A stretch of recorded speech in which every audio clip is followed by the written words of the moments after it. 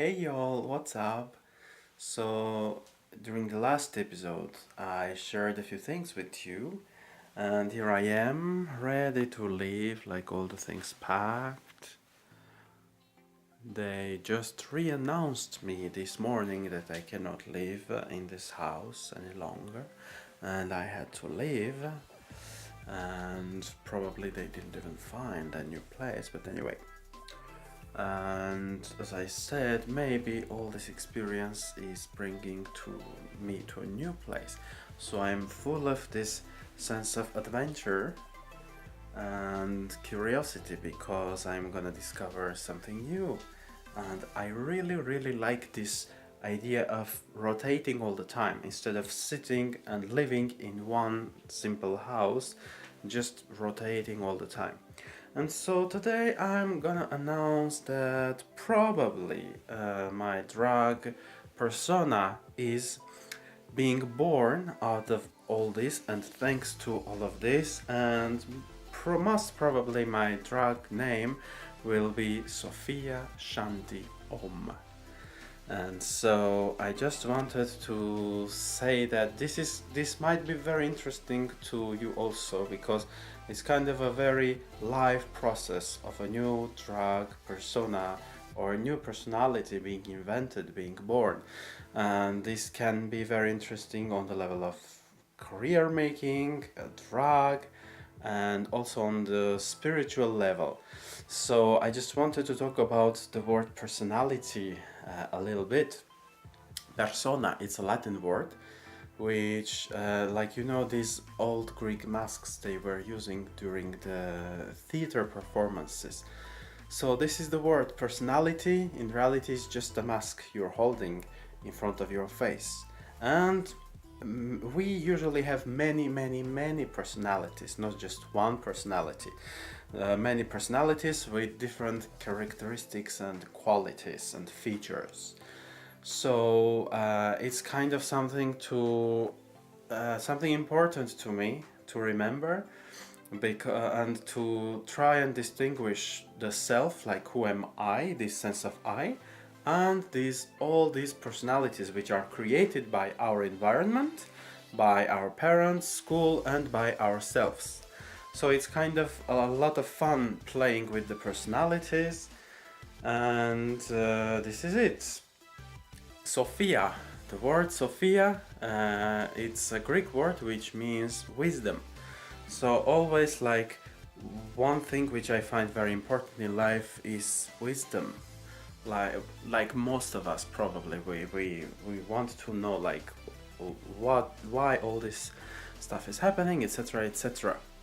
So this is why I chose Sophia, and it's also a name that I have been carrying around for a few years now, because again I don't have this sense of gender, masculine or feminine gender. So I said to myself, well, at least I will also have this female name, which will kind of bring some balance with the other male name which my parents gave me, and it's okay. So I don't rebel anymore against anything, I would say. And Shanti is a word in Sanskrit which means peace. Very often in prayers you would hear, also in popular culture, in some songs, Shanti, Shanti, Shanti Om, meaning peace, peace, peace. And Om is a sacred syllable, like the earth is vibrating, and it's called Schumann's resonance. So all the things are held together according to many, like, philosophies, and in science they are exploring this in many interesting ways. It's called cymatics, the field of study, and how you play with the sound and the shapes you create through sound. So Om or Am, as one guru points out, he says Om is just another variation of this syllable. In Christianity it's Amen, Amin in Islam, and in many different cultures it's present in different shapes. So in Hinduism and in many other cultures and philosophies which come from India, it's Om. So for now, this is it, and I'm just in the process of discovering many new things, and this is also a very nice lesson for those who can't handle like hardships in their lives.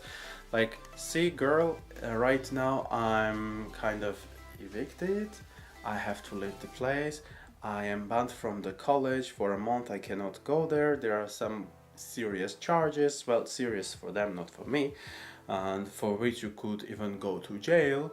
But there is this piece of self and piece of peace, the sense of self and the sense of peace.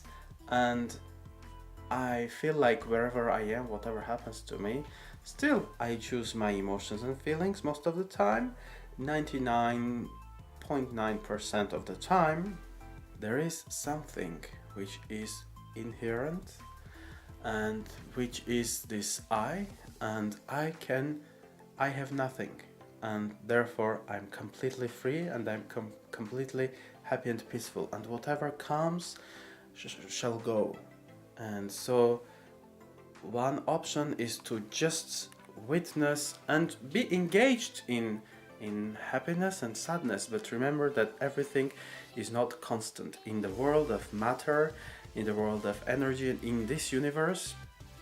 Whatever you can point at is not constant, it's going to be recycled. So to me, this philosophy works. It gives a lot of peace and well-being, and I wouldn't say I just blindly believe these things, it's just it works. So if you find some interesting philosophies, working tools for yourself for peace and well-being and personal development, I would strongly recommend going through these philosophies. And there are many interesting authors. You could start with yoga, which is a very good place. Yoga, samkhya, and there are Western scientists and philosophers who write about these things. So Joe Dispenza, Eckhart Tolle, and many other interesting authors. And this is it. See you!